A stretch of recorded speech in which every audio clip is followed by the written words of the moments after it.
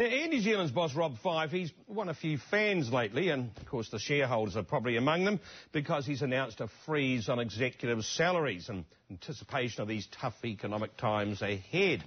But Rob Fyfe's also looking to impress his staff as well, because the staff at the coalface we're talking about, because once a month he gets out from behind the desk and he spends a day working different shifts within the Air New Zealand operation. Well, this month we joined him, and it was probably a good time to join him exactly, because he was down on his hands and knees at 7 a.m. with the cleaning crew. Sophia Wenborn following the CEO trading places. Just like a normal weekend at home, eh? No one's buying that. No, I was going to say, don't let my wife hear that, right? It's a great photo opportunity. 7 o'clock in the morning and Air New Zealand CEO Rob Fyfe is down on his hands and knees cleaning the toilet. But he's not doing it to impress the cynics. Great to see him in the first thing in the morning when all the long haulers are here. He's doing it for people like Bruce. Ass up again. Get my good side. Who's been at the coalface of Air New Zealand for 36 years. It's nice to see it because the rest don't come and see it. They don't know what happens. And when you get a reaction like that, you can't fault Rob Fyfe's management style. To be honest, I don't really know what standard management practices. We're not reading management textbooks to figure out how to do this. We're not per se talking to other people. But in a way, it is obvious. Walk a mile in another man's shoes, so the saying goes, and that's just what Air New Zealand's chief exec is doing. Initially, it's quite intimidating. You're getting right out of your comfort zone. You're going into someone else's world. You're not sure how credibly they'll accept you into their environment. But what you actually find is people really want to demonstrate their contribution to what makes this business work. Coming past you, Sonny.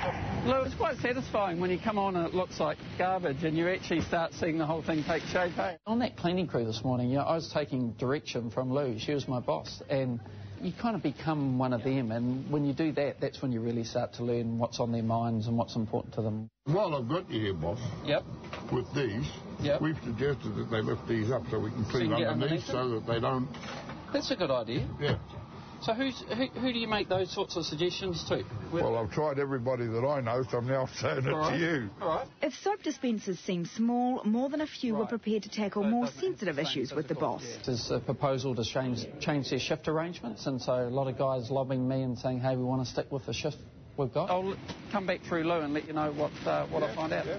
You need to follow through, and these guys need to perceive that it wasn't just an exercise of coming out and showing your face, but you actually listened, you heard, and you're prepared to act on their input. You can email me at home anyway.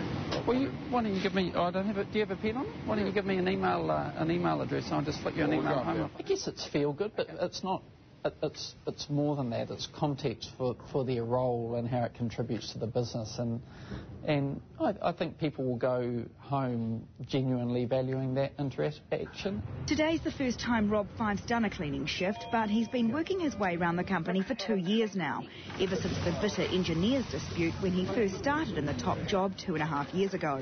How we going, guys? Is it all right? And wherever he goes today, Air New Zealand staff up in the air and down on the ground seem to appreciate the effort. It's good to see him down here because we never see him, so you can tell he's a down-to-earth guy. Yeah, he's always approachable. You can email him and get a reply back. Put him in charge of a cart. Just great. T, do you have that way? You're the CEO, are you? I am. The chief executive's presence doesn't go unnoticed by passengers either. Yeah, no, we're starting to see things start to slow down a bit as well. It's going to be an interesting 12 months ahead, I think. Now there's an understatement. Rising fuel prices and a global downturn does not make for a happy aviation industry, and Air New Zealand's already been through turbulent restructuring. With that in mind, Rob Fyfe believes his hands-on approach is all the more important right now. I think for people in the company to know that as I look at the decisions we have to make as a business to navigate our way through that economic cycle, that they know that I'm making those decisions in the context of real people and real faces out there. There's a sense of foreboding there, but then even the CEO doesn't have job security in this climate. So being a CEO, are you contracted through New Zealand? I'm not like on a fixed term contract. If the board or shareholders at any stage kind of don't like what you're doing, or they don't believe that the business is successful enough, you don't have a lot of job security in that sense. You're only as good as current performance. What, so they can bug you out, or...? They can just say, yep, we really don't want you doing that job anymore. Rest assured, if it all went to Helena Handcart, Rob Fife could probably pick himself up a job anywhere in Air New Zealand now. Does he take direction well? Yes, he does. That's a sign of a good leader. Right, and once we're finished, we'll just grab another plastic bag and start picking up the old blankets again. You can only hope, though, don't you, that he's not actually going to swap jobs with one of the pilots. Anyway, ka kite a pōpō, that's New Zealand Close Up.